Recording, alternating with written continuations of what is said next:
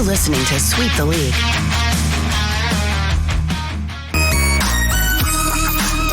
Hey, this is George Iceman Gervin, and you're listening to Sweep the League Radio.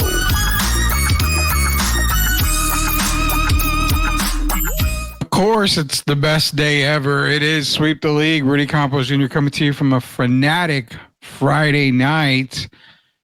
We've made it, guys. It's the end of the week, beginning of a 3-day weekend for majority of us. I know I'm off on Monday, so I hope all you guys are out there in Sweep the League land are off as well, because we made it, guys. 3-day weekend, 3-day weekend. It's going to be myself. It's going to be the Hall of Famer Derek Gervin joining us tonight. We have a special video that we're going to play for you guys from I Am Refocused Radio. They have a very good interview that just came out. So we're going to play the commercial for that for you here before we get started. But we're also going to talk some WNBA tonight. You know, Angel Reese versus Caitlin Clark. You know, the showdown again. It's about time we kind of just maybe say the Rookie of the Year race is over. We're going to let Derek get into that as well. Plus, it's college football. I mean, it started already. Week 0 was last week. We saw Florida State go down. We've seen almost a couple more upsets this past couple of days. Hadn't happened quite yet, but we've got big games coming up tomorrow. We're going to kind of go over some of those games with you, but we're also going to give our picks on those games. So be ready for that. Coach Gio's on vacation for a while. He's on a cruise, basically. So he's not going to be with us all of next week. We've got Trey Collis. We've got Jared Zeidman coming on next week to join Derek Gervin and myself. So it's going to be a lot of fun next week. Some old faces from Sweep the League, and then also maybe a couple of new faces as well. We got to get the party started, man. Shout out to a huge sponsor with this. They went above and beyond for us right now. So that's MCS General Contracting. Appreciate those guys out there.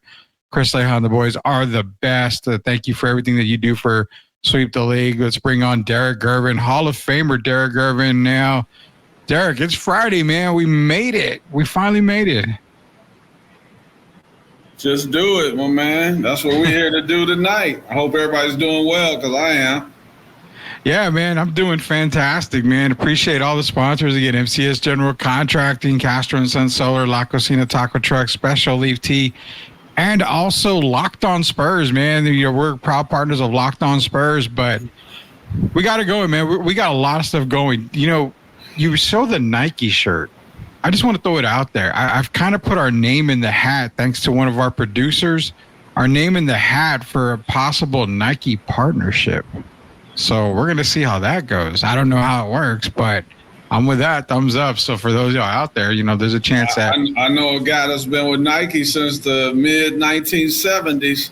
So I might have to try to pull a few strings. Yeah, I mean, everything that helps here. I'm a Nike guy. I will be a Nike guy if I can get that. Do you know who had the first signature shoe with Nike? Moses Malone. No. No? On the back of it said the Iceman. It was George? Yes. It was George. Yeah, you're right. That was right. What year was that it came out? Like 75 or something like that. 75. I think it was 75. So you think now, if George was to have it, you think since Nike and George having the first person to have a signature shoe, shouldn't they come out with a re-release? Not of the original, but I'm talking the Iceman shoe. I mean, they do it for everybody else. Well, I don't want to say too much, but there's some stuff probably going on behind the scenes with the Spurs, maybe more than just shoes. So I won't say any more than that. I'll let everybody maybe find out for themselves. Like, yeah. You know, when the news breaks, we may have to get you to jump on Locked On Spurs with Jeff so y'all can talk about that, because that would probably be amazing to talk about for sure. So, yeah, I mean, I'm thinking if they do a George Gervin re-release shoe, it's got to be like the white and baby blue color, you know, for the ice look. I mean, I don't know how anybody would design it. What would you think they would design it as? I mean, you can easily go the silver and black or the black and white, you know, for the Spurs colors, but you got to do something with ice on there. So I would think, you know, the white with the baby blue type look or something like that. Yeah, like a light gray or something like that. The first one was like a light gray color. Yeah. But as you know, the documentary has been out. They've been showing the documentary the last week or so. So no time like the present. So maybe some other good things are in store from a big bro. Yeah, you're right, man. I mean, we could see a lot of different things coming out. It's going to be good. I know that for a fact. I'm probably going to get me a pair for sure if they ever do re-release George's shoe, man. But, man, I want to, before we get into the commercial, well, not the commercial, but the preview that we've got for Iron Refocus, it's basically a movie trailer for a movie called You Gotta Believe. It's actually involved with someone from The Sandlot. Patrick Rana is a part of the movie as well, so we're going to get to that preview here from Iron Refocus Radio. But, man, I want to bring you on. Last time I did this, Derek, I was by myself before I brought you on. I want to bring you into this here. You're seeing the same thing. You and I are, quote unquote, technically in the media. We cover games. We've covered UTSA football. I've covered Spurs games. You've covered a lot of stuff as well. But it gets tiring if you and I are posting stuff and sharing information and all, and you've got other people that just tend to steal content. It's got to get tiring, right? Like the Keldon Johnson conversation about the jersey and all that kind of stuff. That's a big one. Yeah, well, I told you people can try to duplicate all they want, man. They can replicate, duplicate, but they're only the originals can do it. We always keep a few tricks up our sleeves. So good luck to them, but they're not going to stop us from heading to the top. Onward and upward we go.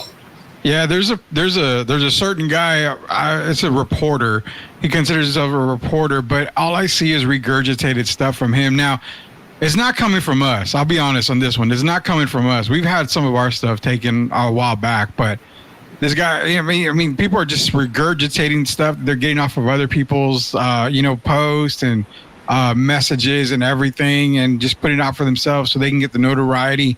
Again, I'm going to ask one more time, please, if you are in the media and you consider yourself a reporter and you label local stations or national stations as stations that you work for, before you really get something, done as far as legal action, maybe stop and consider what you're doing, because there are certain people out there that don't play. And some of the people that take stuff from certain people, they don't play, man. They'll hit you up with a lot of legal stuff. So coming from Sweep the League side, we've had stuff done like that already. One of our songs was taken and used, and we threatened a lot of stuff with that one DJ, and it went away. He understood. So again, if you're getting trademark stuff, copyrighted stuff, just stop. Just stop. It gets old. It may get you 40,000 followers, but you're going to lose a lot more followers when they realize that you're not posting your own stuff. And that's the thing. If you're going to be a journalist or reporter, it needs to come from you. It's got to come from you. If it doesn't come from you, give credit where credit's due. That's what I'm going at right there. So I know about cease and desist, my man. I'm hoping that never gets to that point, but if it ever did, I have someone that I know very well that's good at that kind of stuff. I just hope we never get to that point. But hey, Rudy, nobody can stop our shine or try to steal our shine. People know who the originals are, and that's what it's all about. They can try, but they can't really duplicate us. 100%, man. 100%. JC Special Leaf T-Man is in here. It says, howdy, gentlemen. Appreciate you joining us, JC. Man, I hope you are doing fantastic. Had a great phone call with JC the other day, actually yesterday. So appreciate that phone call, man. It was a really, really, really good one. A lot of information that I needed. But we got to talk WNBA, man. We got to talk some college football. But before we do, let's get to this preview here. It's a preview of a movie that's going to be coming out here. Again, Iron Refocus Radio. Had the pleasure of talking to Patrick Rana about it. It's called You Gotta Believe. This is a quick 30-second preview, guys. Son, you got to keep your eyes open. Coach, got a proposition for you. Make a run the Little League World Series. I manage the worst team in the league. Not bad, right? Welcome to Williamsport, boys. Just a game, Bobby. It's more than that.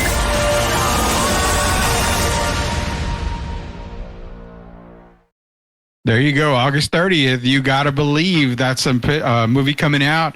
Patrick Renna, I guess, if you don't know who Patrick Renna is, he's Ham from The Sandlot. So you saw him there kind of all grown up there and everything like that. So definitely get your tickets. Go see the movie, and it's going to be a great one. So we'll see if we can get some tickets to give away as well here from Sweep the League. So we'll show that again, that preview later on in the show. But Gazzado's in here. It's been a while since we've seen Gazzado's. Gio, the PTO king, exactly.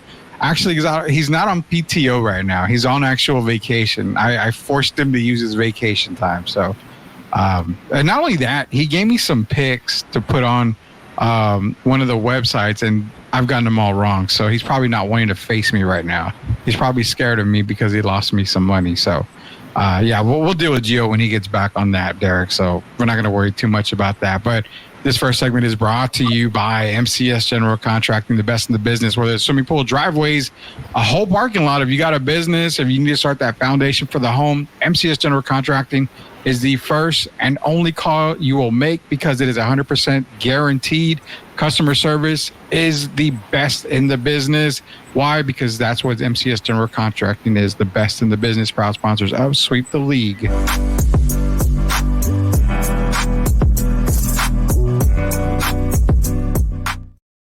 All right, Derek. So tonight we had some WNBA ball, and it was very important because not so much for the MVP race, because only one of the women involved in the game is technically in the MVP race when it's all said and done, but it was more so for the Rookie of the Year race. Now tonight you had the Indiana Fever, who continue to scorch basically everywhere, on the league itself.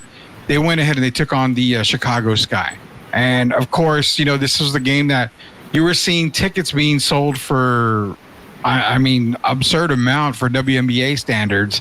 And the Fever ended up winning 100-81, dropping the Sky to 11-20, which they're still 8th in the playoff race, which they're still technically in, depending on what I believe Atlanta does. But the Fever are 16-16. They're up to 500 now. So is it safe to say that we can put to rest the Rookie of the Year debate? Because tonight's stats were Caitlin Clark had 31 points, 12 assists, a steal, 4 rebounds. The thing is that her turnovers were down. She only had 3 turnovers, which, she had been having quite a bit of turnovers lately. Angel Reese, 10 points, 11 rebounds, but in minutes that were really not needed. It was kind of I'm going to use the word, it was kind of stat pattern towards the end. She said in the game, to get, that double-double, her 23rd double-double of the season. But is it safe to say that the Rookie of the Year race is pretty much already decided? That race is over. And then tonight, I'm just disgusted. I watched the entire game, and I'm going to be honest about it. Angel played her hardest in the last 4 minutes. And when she got to 5 points, I told my lady, I said, now you watch this. She hasn't played hard, but in the last 5 minutes, I said she's going to play hard, and I also posted it on Facebook. She wants to get her double-double. And it's sad to see because they were down 25 points, Rudy. And she's still on the floor. Teresa Weatherspoon should be ashamed of herself. Kept her on the floor just so she can get a double-double. And then I guess so she could break Tina Charles' record. Yeah, I played this game for a living, my man, and that the game has been tainted. Now it's all about stats. And what happened? What are we teaching these kids? I thought the object was to come out and play your hardest the entire game and try to elevate your team. I'm disappointed in the Sky. They gave up so many backdoor plays, man. It was unbelievable. Yeah. But their total effort, it was just a joke. And I'm disappointed in Angel because it's not the first game. I've tried to be quiet about it before, but she's playing for stats. Yeah. I'm just telling it like it is. I've been around trying to leak out and get layups, and I know when you're actually playing basketball to elevate your team. And tonight, I think Caitlin sealed the deal. I believe she had 31 points and about 12 assists. And about maybe 8 of her points were because of the Diamond and Shields decides she wants to get physical in the last 4 or 5 minutes. Yeah. And she got a couple flagrants, and that sent Caitlin to the free throw line so she could, get more points. So I can't blame Kaylin. She has elevated her team. They're 8-2 in the last 10 games. They've been the hottest team in the entire league the last 10 games.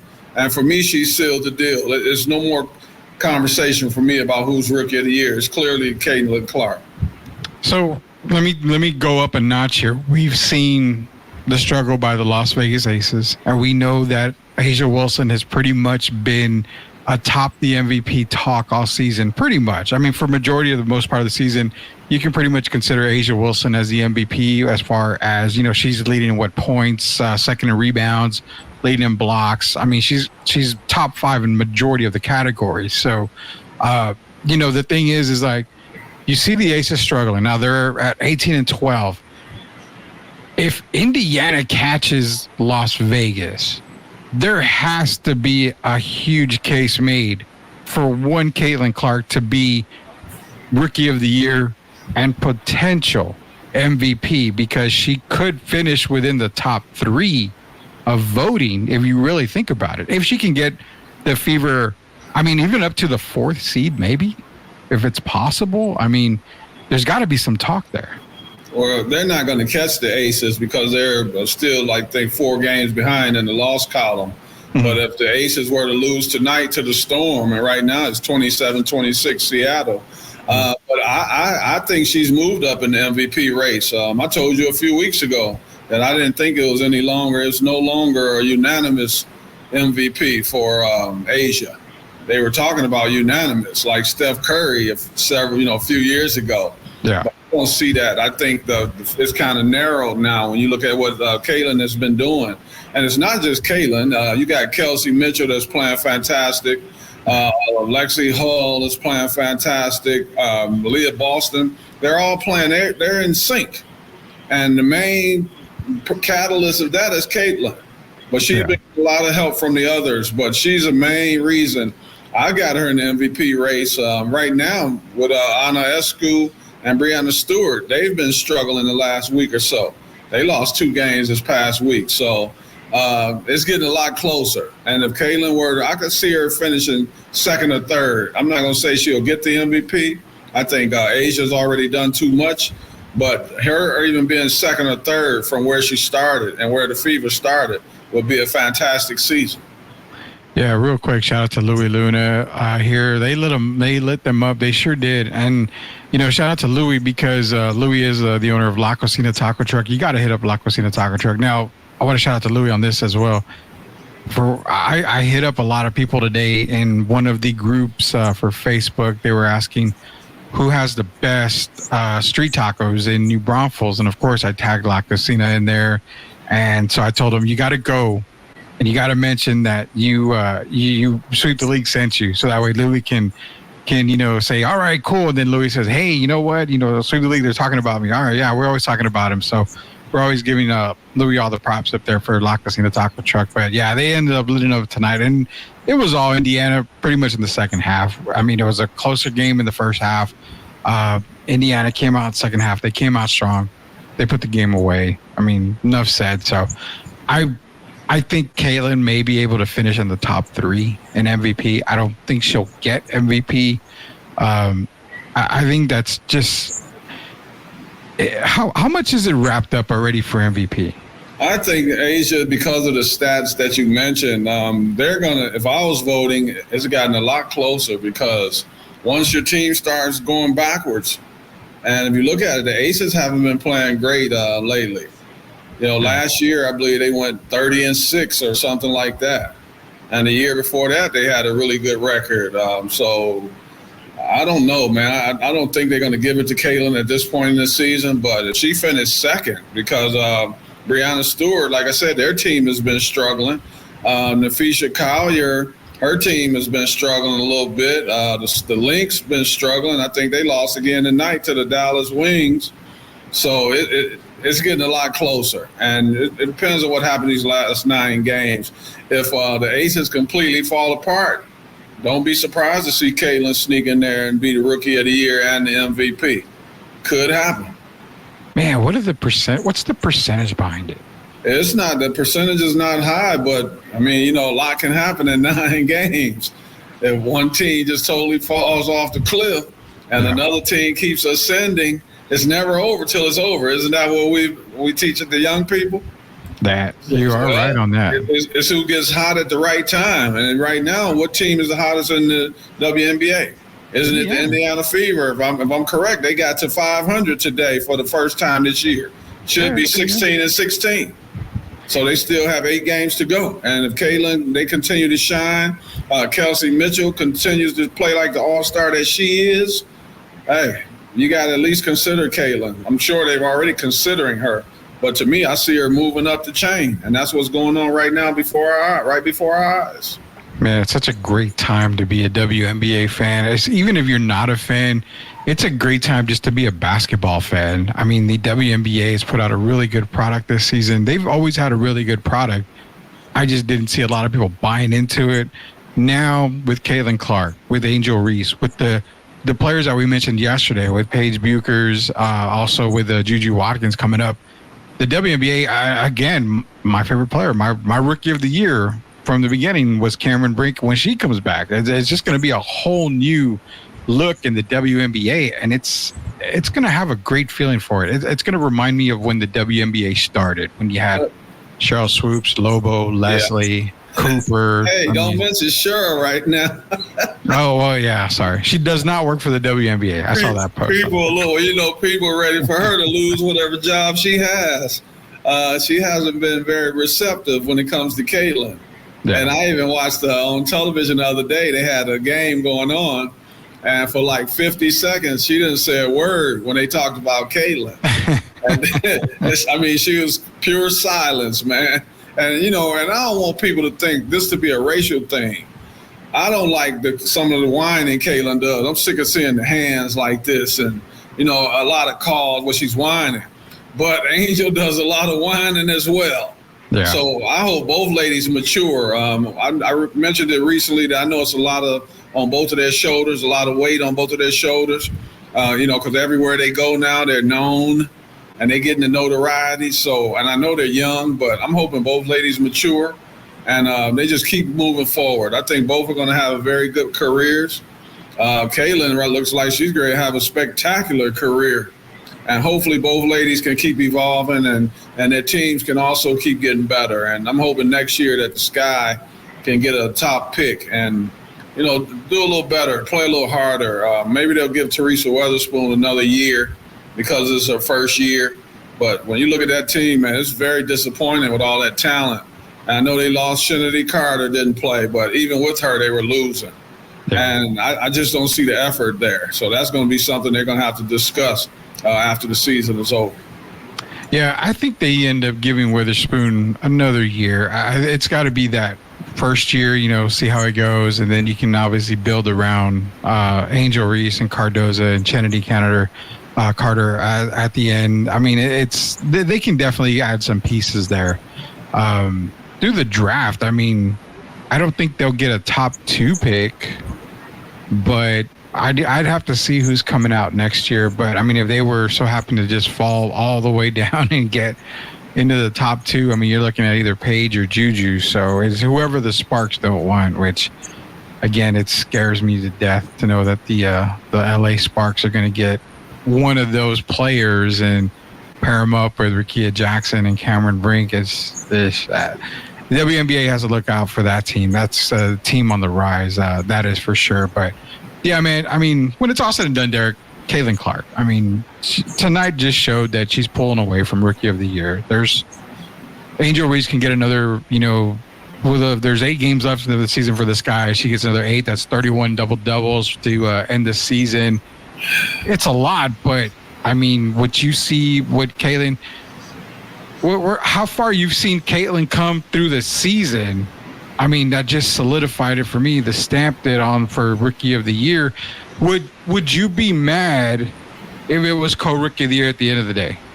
Yes. I would be upset now because tonight sealed the deal for me. I'm telling you, when you got one player their team is getting better right before your eyes, they're the hottest team in the league, and the other team is going backwards, and you're keeping one of your players that gets the most notoriety, you're keeping her on the floor, in the last 3 minutes, 4 minutes, just so she can get stats. That's ugly basketball, man. That's not what I grew up on. That's not what I'm ever going to like. And I'm disappointed in Angel because it's so obvious why she was still on the floor. And I just don't like to see that kind of basketball. I don't care who it is, with the men or the women. I don't like to see stat padding, what I call insignificant stat padding. There's no place in the game for it. It taints the game of basketball.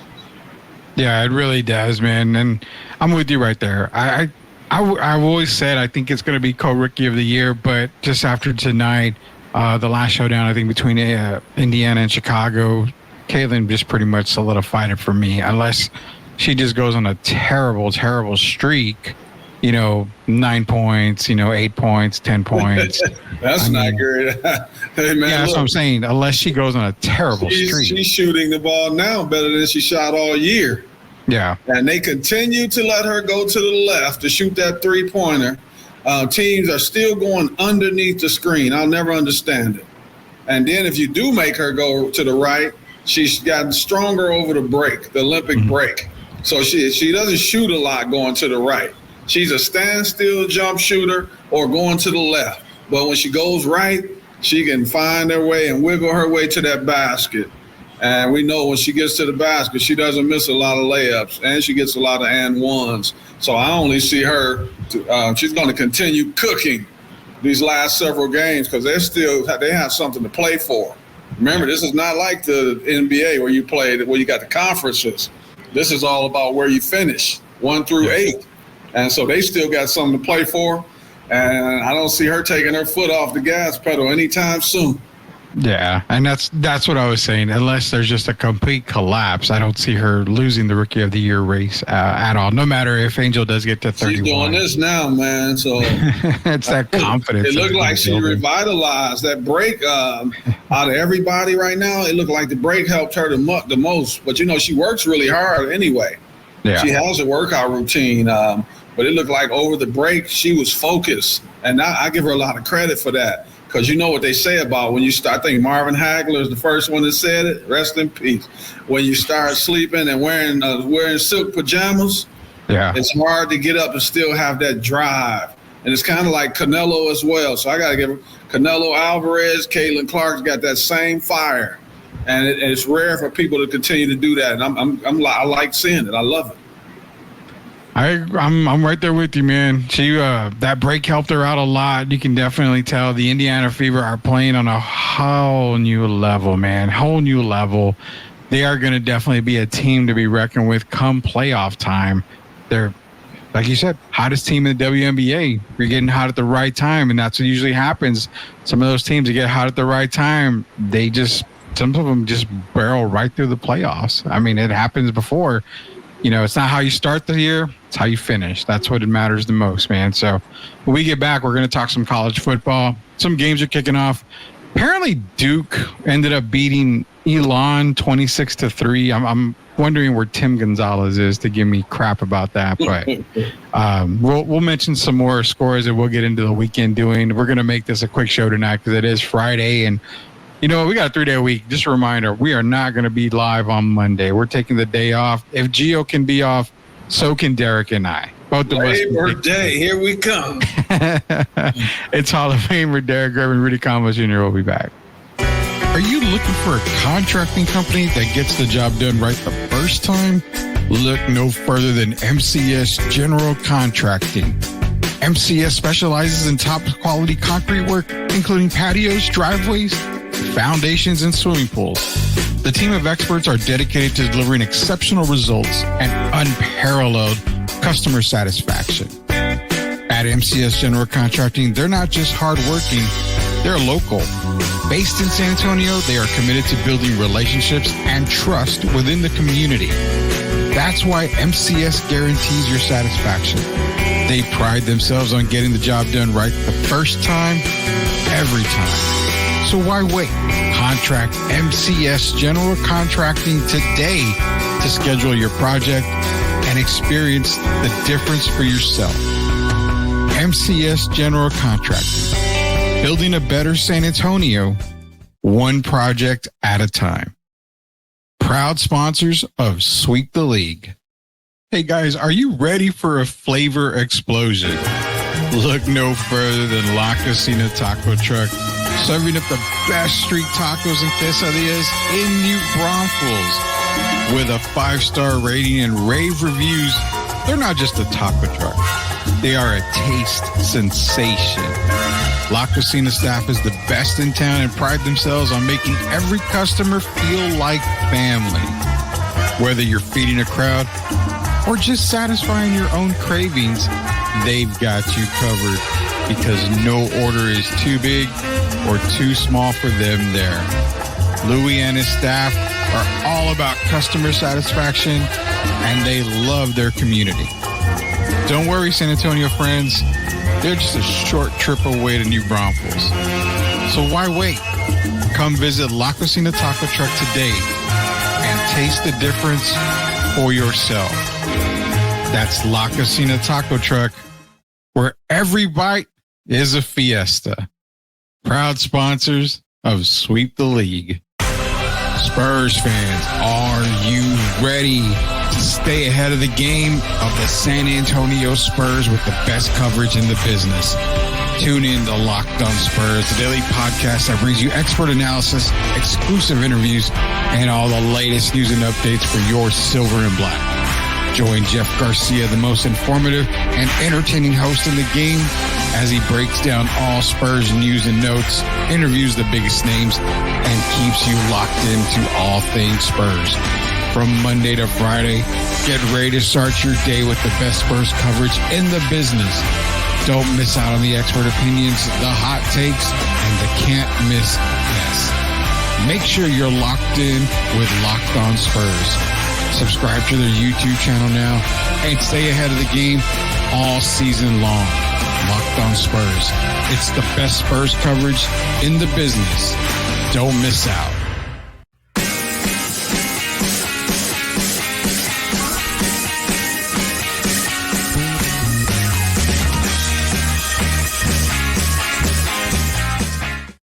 All right, welcome back to Sweep the League. It's Hall of Famer Derek Gervin, Rudy Campos Jr. coming to you on a fantastic Friday night edition of Sweep the League. Shout out to MCS General Contracting, La Cocina Taco Truck, Castro and Son Solar, Special Leaf Tea, and also shout out to Locked On Spurs. College football, man, so far, Oklahoma took care of business, 51-3 over Temple. I mean, expected. Michigan State beat Florida Atlantic tonight, 16-10. Wisconsin's beating Western Michigan 10-7. Pretty much no upsets tonight, no surprises. Army beat Lehigh 42-7, which I believe Army plays UTSA. That's one of their tough games this year. And that nasty school on Tobacco Road, Duke Blue Devils, won 26-3 over Elon. But way to go, Duke! God, I'm even getting it from Derek. Come on, man. God. You need. Remember, I'm planning on getting all 12 of my teams right, and I have to remind you, I need to apologize to Southern Utah. I'm sorry that Utah put it on you like that yesterday. Oh yeah, man. I'm telling you, you watch out. And then what about tomorrow, Rudy? Yeah, so tomorrow we got some big games that we're going to get into here as well. But, you know, you mentioned Utah. I wanted to bring Utah up. I talked to a buddy at work, and he's a really big Longhorn fan, massive Longhorn fan. And I told him, you know, I'm going to tell you right now, I am glad the Longhorns went into the SEC when they did, because when Utah came to the Big 12, that spelled trouble for everybody. Utah is one of the teams to watch this season. Guaranteed. Maybe one loss of that. I'm telling you, when I picked that 12, they were like one of my top teams up there. Them and this team that you're going to see tomorrow knock off the Gators, but we'll get into that. We are going to get into that. You know, we brought up the Utah. I mean, I'll bring up their schedule here real quick so that way we can kind of check it out. I do want to go over the Utah schedule real fast, and we're going to get into tomorrow's action. So let's see. Let's bring it up full screen here. So they're playing against Baylor. Then they got Utah State, Oklahoma State, and Arizona. Those are two tough games for Utah. Could they possibly lose one of those games? I think that's probably one of their losses. outside of that, they've got some great competition with UCF, even TCU. Maybe Houston would be a little tough. You have the Colorado game, which I'm not really worried about that Colorado game. I potentially see one loss, like you said, when it comes to Utah, but it's going to be probably either Oklahoma State or Arizona when it comes to that for me. Or are we looking at undefeated? I'm looking at maybe 12-0, man. Hey, that's a very good possibility. They're going to be hard to beat. I just think they've, if you look at it last year, they were one of the teams that finished. We talk about how you finish. They were one of the teams that just seemed to be just keep ascending. And I think this year, man, you're going to see a culmination of all the hard work they put in these last couple years. They continue to get better. And, I wouldn't be surprised if they went undefeated. If they lose 2 games, I would really be stunned. One, we know things can happen. You just have that off day, or you might just play the wrong team that week. Styles make games. And I could see them losing maybe 1, but I wouldn't be surprised at all if they ran the board. Yeah, looking at Utah, they've got. I'm not going to say it's a cupcake schedule. It's not a cupcake schedule. They've got some good teams on there. Some teams that can definitely come through and get an upset. There's no doubt.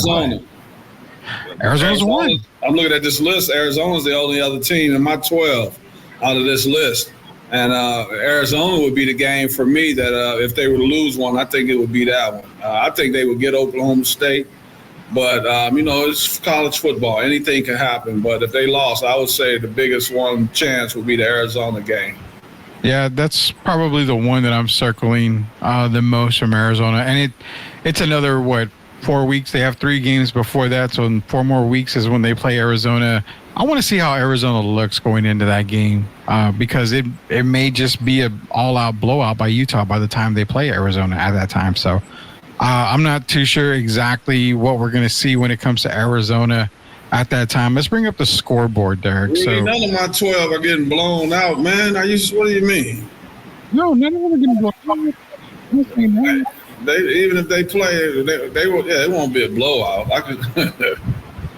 No, it won't be a blowout at all. I'm ready to go 12 for 12, man, including Liberty. You did take Liberty, I remember, man. Oh, man, I forgot about Liberty. Even Gio forgot about Liberty. Mr. College Football himself forgot about Liberty. We'll run down some of the games. Texas opens up, obviously, tomorrow, too, with Colorado State. And, again, I'm pretty sure right now the stats are Texas is favored by 33.5. I'm pretty sure they're going to cover that over Colorado State. Colorado State can be a tough opponent, but I like Texas to win that game. What do you got? You got Texas pretty much convincingly winning that game. Texas. I got Texas might be the national champion. So, I got Texas winning that game 33.5. I'm going to say that's more like a 50-6 game. So, I'm going to say, they cover the spread. All right, and I'm gonna regurgitate what you said. Might be national championships. What I'm gonna do is I'm gonna take the might off. I'm gonna put Texas will be national champions because that's my pick. They're my national championship pick. So I'm calling it before the season technically starts. But I gotta do the asterisk like Phil Jackson did to the Spurs on their first title. I'm gonna do the little asterisk and say if they are healthy, they gotta be healthy. A healthy Texas team is a national championship team for me. So I'm going to say that much there. And was the Heisman? No. I don't have viewers as the Heisman. No. Even if they go undefeated? No, I don't think so. I would put guys Beck from Georgia as probably my number 1 going into the Heisman race. Quarterback wise, I would probably maybe, depending on how his attitude goes, Cameron Ward is another one. Yeah. Maybe Rising out of Utah. Cam Rising out of Utah is another one. So yours will be talked about, but he's not going to be anywhere. He probably won't be invited to the Heisman. I hope I'm wrong, but I don't think he'll be invited to the Heisman Trophy. It's going to be between those 3 guys when it comes to quarterback. I think Cam Ward's going to have a monster type of year. So hence why you're taking Miami, to to be that team. I said Cam Ward and his receiver, they might be the best duo in college football. So you won't get any argument from me as far as him being in the Heisman running. Yeah, he's been putting up ridiculous stats since he was in Carter Word. So that shows you how long ago it's been. UTSA, your Birds. They open up tomorrow at against Kennesaw State at the Dome. We were going to cover that game, but we're not going to be there because I have to go to San Japan over the weekend. Derek's got something as well, but we're going to start covering UTSA on their next home game. But they are favored by 24 points over Kennesaw State. I do see UTSA winning this game. I do see them going 1-0 on the season to start. Yeah, we're looking at like a 42-10, something like that. So let's go Birds. Birds up for Derek. I mean, should we save the big game for last, or should we just go over? Well, there's two of them. I don't know. There's actually a couple. I don't know if Clemson and Georgia is the big game over at Miami and Florida, but I don't know, man. I think Clemson and Georgia, we cover that. I think that's gonna be a really good game. Clemson, some tells me they're gonna find a way to keep it close. I don't think they're gonna win that game. I think Georgia's gonna be ready, and I think they're gonna win the game. But I at least expect in the first half it's gonna be a very tight game, and then I expect Georgia to get some separation in the second half. So Gio's gonna be mad at me because I placed a bet for outright Clemson to win over Georgia. And as much as I looked at everything, Georgia talented 100 times out of 100 times on the field. But what I've always noticed about Clemson, Derek, when they are not in the limelight, they're a very tough team to beat when they're not having all the spotlight on them. So, to me, this is that trap game for Georgia week 1. Could we see a loss by Georgia against Clemson? I think the answer is probably they're overdue. I mean, when's the last time they lost in the regular season? It's been like 2020 years? Or something. Yeah, or something like 4 years or something. Yeah, 2020, if I remember correctly off the top of my head. So this could be that game. They're overdue. I just think Georgia's going to come out ready. I expect them to struggle a little bit. Like I said, in the first half, I expect both teams to go up and down the field. But in the second half, I expect Georgia to kind of rein it in a little bit and start going more ball possession. And I'm going to pick Georgia to win this game. But in a tie, I say 10 points, 10 to 14 points, no more than that. But it's going to be a very good game. Yeah, Georgia's favored by 11.5. I would probably bet the under on that. I think it's going to be a lot closer than 11.5. I think a double-digit win in this game is probably not likely. That's just me. I think it's going to be really close at the end of the game. So don't be surprised if Clemson wins. If Clemson wins, our group chat's going to be blowing up because I'm just going to be texting Gio the entire time he's on his cruise like, hey, what happened? What happened? You know, hey, Clemson. I'm going to keep sending him Dabo Sweeney pictures and all that stuff. So he's not worried. He won't have to worry about it.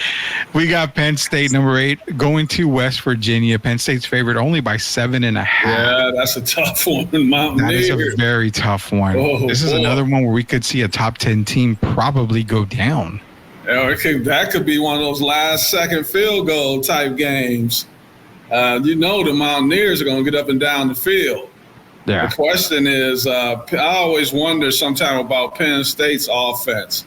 Even back from the Joe Paterno days, it just seemed like certain teams. I told you, Penn State and Notre Dame. Sometimes I'm a little skeptical when it comes to those two teams, but I'm gonna pick Penn State to win it. I think it's gonna be a really, really close game. But that might be one of those 31-28 type games. But I'm going to still give Penn State a slight edge. Yeah, you almost kind of have to. But this is one of those I'm going to have our executive producer put a little light that goes off for upset alert. This is probably one of the games that I have on upset alert. 7 points, Rudy. That's basically a pick-em game today. Yeah, see, and Gazzado's, he's actually 100% correct. West Virginia might be the big upset opening weekend. That's what I'm saying. This is probably that game where I would have that alert going off saying upset alert, upset alert. Penn State going into West Virginia. West Virginia, he's right. They have a lot of speed. They're a very fast team. And 7.5 points is not a lot if you're a top 8 team playing someone that's not even ranked. It's not a lot at all. I got a comment in here from Louis. He said, basically, Caden Clark looked Iowa comfortable in that game tonight. And that's kind of what I was thinking too. She looks amazingly comfortable. Like the game is just coming natural to her for the in the WNBA, and all the talk and everything that was going on in the beginning. It's just kind of went in one ear, out the other. After that break from the Olympics, she's looking fantastic. So, yeah, I agree with Louis on that. But yeah, Gonzalo's right. This could be the game where you start circling upset on it. Iowa State, another ranked team. 25 against Illinois State. I'm not going to spend too much time on that. They're favored by 23.5. Iowa may only score 10 points, but it's going to be 10-0 probably with the defense. But yeah, I'm going to take Iowa on this, Derek. Yeah, well, me too. Yeah, Virginia Tech and Vanderbilt. Yeah. So Virginia Tech's that one team that we've been getting a lot of people comment about. That don't forget Virginia Tech. Don't forget Virginia Tech. I know they're returning a lot of the same team. They're a team that's actually going to be circled on a lot of people's top of the ACC at the end of the season. So I don't see them slipping up on Vanderbilt. They're favored by 13.5. I think they end up ultimately winning probably by more than that. Convincingly. Yeah, I would say definitely bet the over on this. I'm thinking probably 34-13 or something like that. Yeah, exactly. Gonzalo's right. He's kind of thinking the same thing we are. Virginia Tech's blowing Vanderbilt out. They definitely are. I think that line is just way too low at 13.5. It should have probably started or ended probably around 20. So I only said 34, Rudy, because they're gonna call off the dogs. Yeah, that's definitely a game that definitely is going to be a blowout. I think we're going to go a few more games down here. Tennessee against Chattanooga again. Tennessee by 39. There's no doubt in my mind Tennessee is going to be able to cover that. There's no doubt in my mind Tennessee is one of the top teams of the SEC. They're not going to be one of the teams to make it in the college football playoffs for me. But first week one, they shouldn't have any problems with Chattanooga. Chattanooga doesn't even have to really go to sleep tonight and they can stay up all night. It's going to be the same result either way. Yeah, the other close game that I looked at and I circled was this one, South Dakota State at Oklahoma State. Oklahoma State's at home, but what scared me was looking at the line, -10. You're only favored by 10 at home. Now, you get 3 points just for being home. But just saying 10 points over South Dakota State, the Jackrabbits are a team to play. They're a team. I'm not going to lie. They are a team. But could this is another one where I need that damn light to just go. Like Gundy. I don't know, Rudy. Now, Oklahoma State has been known to cough up a few games when people expect them to show up. So for me, they're a question mark, and I think South Dakota State is going to put a pretty good product out on the field. That's going to be a tough one. I don't expect Oklahoma State to have a blowout. I expect them to have to play hard for 4 quarters, and maybe they edge them out at the end. But I think South Dakota State, that could be a possible upset. I think I could definitely see South Dakota State being ahead at the end of the first. I think that's very, very possible. So, man, we got to get Gonzalo on the show because his comments come in after we talk about it. He's like, exactly, South Dakota State can't pull it off. That's another one that we said it's on upset alert. We saw North Dakota State almost pull it off. Yeah, North Dakota State almost, got one all over Colorado. So, yeah, definitely there. Akron at Ohio State. It's Ohio State by 48.5. They should probably have the spread covered midway through the third, if not 63-12. Yeah, I mean it should be covered. I would say easily. We say that as we've had crazier stuff happen in the past, but that's definitely a game where I think Ohio State. Rudy. What's that? 63. 63. So Okay, you can do 63. I can get down with that. They're going to blow Akron off the field, man. You don't want a team in your state to contend with you. You got to send a message. Oh, yeah. And you're going to send a massive message. They had number 2. That's the thing. They're at number 2. If they send a massive message, say that the score ends up being, I'm just throwing it out there, 68-10. But remember, you've got Clemson against Georgia. If Georgia loses, obviously Ohio State's won. But if Clemson keeps it close with Georgia, does the committee, do the voters put Ohio State above Georgia? I mean, remember, it's all about style points in college football. That's what it is. So if you see a struggling Georgia team to barely get through Clemson, yeah, Clemson's number 14 in the land.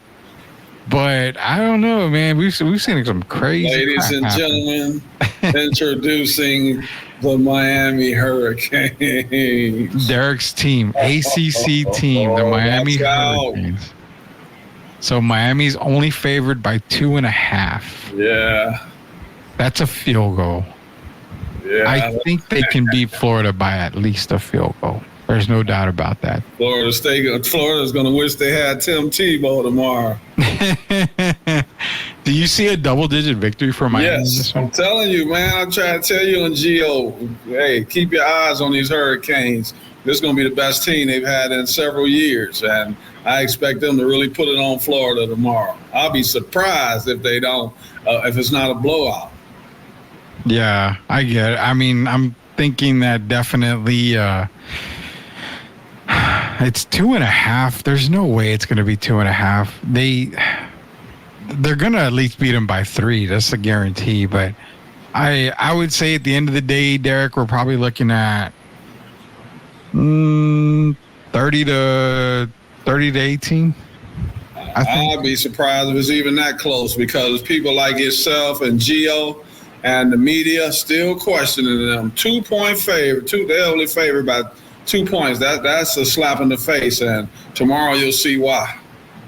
I'm going to watch it. That's one game. I know I'll be at San Japan, but definitely I am going to watch it. Gazzado's back in here. He says, Miami's got this running back called Chris Johnson Jr. Oh, that's a speed demon. Yeah. Chris Johnson Jr., I remember Chris Johnson from back in the day, and that was a very fast guy. One of the top fantasy players, definitely from back in the day as well. So, yeah, Miami, they're going to beat Florida. It's just a matter of how much. That 2.5 is just kind of. Let's go Eastern Michigan. All right, we're going to go to Eastern Michigan. Well, I only said that because that's where my brother's statue is outside of that school. Well, UMass is only favored by 2.5. I mean, can we see Eastern Michigan pull out? Let's go Eagles. Let's go Eagles represent. Yeah, my brother's statue is the Game Above Center. So Georgia's statue was put out there earlier this year. And so, I'm going with the Hurons. They used to be the Hurons, and now they're the Eastern Michigan Eagles. They're going to upset Massachusetts. It'll be a good game, but I'm going to take Eastern Michigan to win that one by about 6 points. I'm going to go along with the family here. I'm going to go with Eastern Michigan as well for the Eagles to upset. Well, not upset, just to beat UMass. But they got to do me a favor. For all you Eastern Michigan players out there, when you get the win, somebody get the ball, the game ball, and finger roll over the goalpost. That would be a classic right there. And send us the video so we can definitely post that. So that would be amazing right there. One team that I've been saying to watch out for is Syracuse. They're playing against Ohio tomorrow. Now, Syracuse is favored by 17.5 points.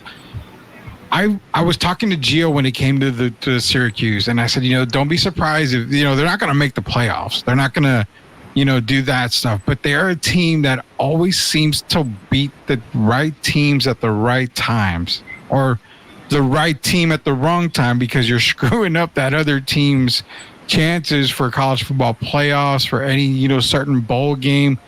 Syracuse is that one team, just on a side note, that I look at, like, no matter who they play week in and week out, it's always a tough out when it comes to Syracuse. So Syracuse is going to be one of those teams that's going to be right there on the border, I'll say, like UTSA. Yeah. They might not get into the 12. I don't expect them to get in, but they'll be one of those teams that'll be in consideration. And I don't deny that at all. They're going to get some really big wins. And Gonzalo, that's crazy. He's got Eastern Michigan in his Hard Rock ticket. Gonzalo, you know what time it is. I'm telling you, all you Eastern Michigan players, one of y'all's got to be listening. You got to give us the finger roll when you win. Finger roll over the goal line. I got to see that definitely. Derek's team, Liberty, going up against Campbell. Liberty favored by 35.5. Should be a cover. Should be an easy cover for Liberty on that one, Derek. Oh, boy. Richmond, Virginia. We know who's going to win that. No, you already know. You can skip that. Yeah, you got Virginia 19. I got Virginia. The Cavaliers come through. Yeah. So we're going to go down to 6 o'clock game, Western Kentucky, Alabama. Hilltoppers, Sorry, Hilltoppers. Just do your best. Just come out and play hard and try to get better for the next week. See what you can work on. But, that's going to be what they call a beat down. Western Kentucky is known for coming up big in some games. But that's some more games, basketball, right? Probably in the basketball world so much. But, yeah, Alabama's favored by 31.5. Should be – I'm going to say this. I will say that Bama should cover, and I put should pretty lightly. 31.5 isn't a whole lot. I figured they would have been a little bit higher. Why did they have Alabama favored by it? They're not a team that usually puts up 50 or 60 points. So don't 31. I don't know if they cover that. Yeah, that's what I said. I'm thinking it's going to be the under. I think it's the under when it comes to the 31.5. So if I was a betting man, which I kind of am, wink, wink, I'm taking probably the under, probably giving Western Kentucky 31.5 points to start. Ole Miss against Furman. Now, there was a rumor about Jackson Dart being injured. I never confirmed it. I could never find it, so I'm not going to report on it. But even at that, against Furman, Ole Miss, 42-point favorites. I think they could cover that easily. I don't really see a problem with them covering that because, I mean, you're talking about a great offensive team. But is it possible? Too bad they don't have a mercy rule a few of these games. Yeah, that's going to be one of them. I'm going to ask a better question. Do you see them scoring 60? I like Ole Miss a lot. They're in my 12, and they're in the upper half of my 12. So, yeah, if I said Ohio State getting 63, I can see Ole Miss putting up 60. I sure can. Yeah, it's very possible. I'm going to kind of run quick through UT Martin and Kansas State. Kansas State definitely is going to take that, favored by 37.5. There's a couple more games that we can get to down here. North Alabama, Memphis. Again, Memphis is one of those teams that's being talked about a whole lot as being the number 12 team to get into the college football playoffs. I've got UTSA in. A lot of people have Memphis in. Be sure to take a look at that game because that does have a lot of repercussions for when it comes to the last team in for the final 12. Oregon against Idaho. Oregon's 43.5 favorite. There's no doubt about it. That's a paint game. That's the paint. They're going to beat the paint off of Idaho. Oh yeah, definitely. There's no reason to play your starters past the third quarter in that game. If you are, then there's something seriously wrong when it comes to that game. But sorry, Aggies. So this is another big game. You've got Notre Dame and Texas A&M, Derek. Now, Texas A&M is favored by 3. And I'm going to say this. As much as I am on the Notre Dame side of things, I'm kind of scared. I can see A&M winning this game. I mean, they're playing at Texas then, right? Texas A&M? Yeah, they are at A&M. Yeah, I figured when they said only 3, when they said Texas A&M favored, they must be playing in front of the 12th man. I'm going to pick, it's going to be a real tough game, but I'm going to go with the Fighting Irish. Yeah, I won't doubt that, but it scares me, man. I think this is one of those games where I would probably hit the light and say, upset alert, Texas A&M on Notre Dame. I could definitely see Texas A&M probably beating Notre Dame when it's all said and done, man. Your Michigan Wolverines kind of surprised me here. Fresno State, very tough team in Fresno State. Favored by 21. You say that's all, but that tells me that Vegas knows something that we don't. Is Michigan really that? Remember, they not in my 12, and I'm in love. No. My maize and blue. No. I know that, but I'm talking about we as in the whole country. They not. We got That Michigan is a big question mark. I mean, with your new coach, you lose J.J. McCarthy. I mean, they lost some players on offense and defense, so they're one of the biggest question marks in college football, the NCAA. But I tell you, one team that's going to be watching them and scouting and to see what they look like. That's the Ohio State Buckeyes. Mm-hmm. It's Ohio State and even Texas. Texas plays them week 2, I believe. So, well, we got our rivalry, Ohio State and Michigan, and the last few have been Michigan. Oh, yeah. So that's a big game. I don't see them covering that either. Yeah, because I love my maize and blue, but I think that's going to be closer than – I don't see 21. I could see Michigan winning by maybe 14-17, but I don't think they cover. Yeah, I'm right there with Gazzato on that, and you as well. I don't see Michigan covering 21. That, like I said, that scares me because if they were as good as some people feel Michigan is, it would be a lot higher of a spread. So Vegas is kind of telling me, this Michigan team may not be as good as a lot of media people are hyping them up to be. So I definitely see them winning. I just don't see them covering at all. We're going down here to a few other games. Of course, SMU plays Houston Christian. I've got SMU winning that game. Where's one more? So you got Arizona against New Mexico. Arizona's favored by 30 on that one. I can definitely get down with that for sure. Arizona. Whether they cover, I'm not too sure if they cover the 30, but I probably get them at 25, 24 point victory. I don't see them covering at 30. They're going to probably have good offense. The question with Arizona is usually defensively. Yeah. Their team known to put up points, but we got to see what kind of defense they bring out this year. But I expect them to win that game convincingly. I don't know about 30 or 31. I don't know about 30 points. Yeah, we end the weekend basically with USC and LSU. That would be on Sunday night. Interesting. LSU is favored by 4. Interesting. I definitely take LSU in this game. You do? I do. I have LSU winning this game. That mean they're playing at home, Rudy? They're playing at home. They're playing. Is that why you're taking them, or you just think? No, I take it back. I take it back. They're playing in Vegas. So USC technically has the home field because it's closer. Oh, boy. But I'm taking LSU in this game. They're my dark horse. Lincoln. What you tell me, Lincoln? I'm going with USC. I just got a message from Mr. Riley. Oh, you got the message. I must have missed that text message from Lincoln Riley then. I must have not put it in the group chat that we all have. So you're going USC. I'm going LSU. USC. Gazzato says USC has no defense. And then make it a shootout, Gazzato. And then Monday night we have my one of my picks to make the top 12. You better get back on track against Boston College, Florida State. Against Boston College. Florida State is favored by 17. They got to win this game. That's only because of last week. They would be favored by 30.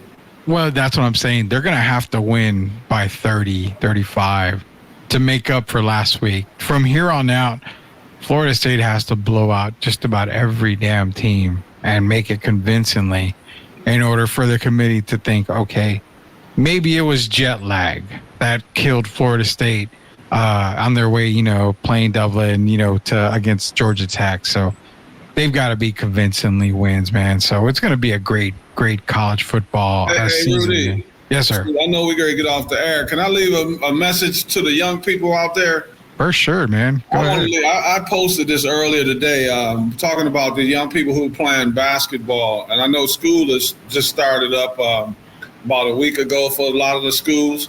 So I want the young people to realize it's time to hit the books first and know without the books, there is no football, there's no basketball. So you got to take care of your main thing, and that's the books right now. That's your priority. But as far as making these basketball teams, I know there's going to be a lot of people that are going to be on edge. They're going to be playing with new coaches and new schools and all that. Go out and do your best. The more things you can do, the more valuable you are. That means if you're able to shoot the ball, if you're able to be a good passer, a good rebounder, someone that's going to block out, put your body on someone, just do the little things. And if you do that, I promise you things will go your way. Instead of getting upset, I wore the shirt for a reason. Instead of getting upset, just go out and do it. Just put your mind to it, be mentally strong and physically strong, and you will have a successful career. And it doesn't have to be college. It doesn't have to be the pros. I'm just talking about you having a good middle school, high school career. Go out and give your all and let the chips fall where they may. 100%, man. I agree with that 100%. You got to hit the books, and that's the most important thing, because at the end of the day, if your skill set is Michael Jordan, but you have an F in your classes, you can't show your skill set anywhere. You're not going to be able to play. You've got to get the books. You've got to get the grades. You've got to be able to keep those grades up in order for you to play. What is it, Derek from back then? No pass, no play. No pass, no play. You should not be even on the border of being if you're going to be ineligible or not. That's not even in the equation. Just do your best, and the books are first. And if you don't know what you're doing, that's why they have tutors. Don't be too proud to ask for help. And I mean that sincerely. And I'm wishing all the young people out there well in whatever they choose to do, whether it's football, basketball, tennis, baseball, etc. Just go out and give it your all, but make sure you take care of those books first. Yeah, for sure. School's just started, so start off the year right. Start it on the right foot. Get your education going first. Sports is always going to be there. Make sure you're hitting the books, man. That's 100% correct. I completely agree with Derek on that. And I say the same message as he does. You've got to hit the books. You've got to make sure you're passing in your classes, man. That is an education. A great education is going to get you further than anything in life. That is for fact. So I totally agree with that. I teach my daughter that all the time. That she needs to hit the books. She needs to hit the books. And you know what? Kids are gonna have a hiccup, Derek. We know that. They're gonna come home, say, you know what? I failed this test. Well, wherever there's a failure, there's a way to succeed. That's what I've always taught her, and that's what I teach a lot of kids. Don't let one failure keep you down. Bounce back. You can always make it up. You can always bring that grade up. So everybody keep that in mind. Great message from Derek Irvin. Hey, it is Friday. It's the last show of the week. We're not going to be on Monday because Gio took the day off. I took the week off, and Derek and I are going to celebrate Labor Day by watching hopefully a great LSU USC. No, I'll take it back. Florida State College, Boston College game. Hopefully that's a good game that day. But keep an eye on the WNBA, man. It's getting good. It's getting really, really good. You know, a lot of teams are. You got 3 teams that have already clinched playoff berths. You're looking at Indiana Fever being the hottest team in the league right now. Caitlin Clark separating herself from Angel Reese and actually entering the MVP talk. So keep an eye out for the WNBA, man. It's getting good. I have to make a correction because earlier I said the Aces in Seattle, but it's actually New York. And Seattle is actually taking the lead in that. So the Liberty is kind of going backwards. I'm not saying they're going to lose this game, but they're not playing as well as they were when they were 25-4. That's why you keep fighting and still let the chips fall where they may. And every loss is just raising the confidence of the Indiana field. Yeah. No, I totally understand, man. It's going to be a great WNBA playoffs. We're going to have a lot of coverage of the WNBA playoffs when they end up starting here, and we'll obviously react to all the awards being passed out as well. Rookie of the Year, MVP talk, everything like that, Coach of the Year. So till we come back on Tuesday, man, everybody have a safe Labor Day weekend. It's a 3-day weekend for pretty much everybody. Relax. If you are going to San Japan, I will be at San Japan this weekend with the family. I'm going to try to take some stickers. So if you see me, say what's up. I have a couple of stickers I can probably end up giving away. So be sure to say hi out there. I mean, I'm no celebrity. I know if I was to take Derek with me, we'd be getting everybody around us because you can't miss, how tall he is. So I'm only 6'8", man. Only 6'8". I'm 5'8", man. That's a little bit taller than I am. So definitely, but nonetheless, it's going to be a great weekend, man. I hope you have a great weekend, Derek. Going to talk to you again on Tuesday, man. Everybody have a good night, good weekend. Stay safe. All right, man. Until we see everybody again, we'll see you later, knuckleheads.